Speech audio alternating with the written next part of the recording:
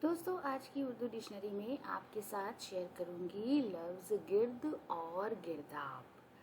सबसे पहले बात करेंगे लफ्ज़ गिर्द पर, जिसका मतलब होता है आसपास, अतराफ, इधर उधर और चारों तरफ। हिंदी में जिसके लिए परिधि, परिप्रदेश, नगरोपांत और वृत्ताकार जैसे शब्द हम इस्तेमाल करते हैं।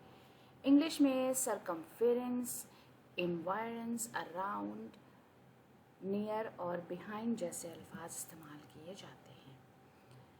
जुमले का इस्तेमाल देख लीजिए। मेरे घर के इर्द गिर्द काफ़ी हरियाली है। आसपास फातिमा हसन का शेर है, कोई नहीं है मेरे जैसा चारों ओर, अपने गिर्द एक भीड़ सजा कर तन्हा हूँ। उसके बाद लफ्ज़ गिरदाब, जिसका मतलब है पानी का चक्कर, जिसे हम भांवर कहते हैं। अतल समुंदर, बवंडर, जल के बहाव में वो स्थान जहाँ पानी की लहरें एक केंद्र पर चक्कर खाती हुई घूमती हैं। जलावृत और कलंकुर जैसे शब्द इसके लिए इस्तेमाल किए जाते हैं। इंग्लिश में वर्लपूल, वॉरटॉक्स और एडी जैसे अल्फाज इस्तेमाल करते हैं।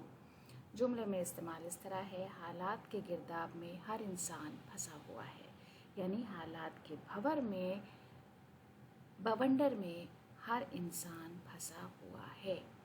जोश मलिहाबादी का एक शेर है, अब दिल का सफ़ीना क्या उभरे, तूफ़ान की हवाएं साकिन हैं, अब बहर से कश्ती क्या खेले, मौजों में कोई गिरदाब नहीं।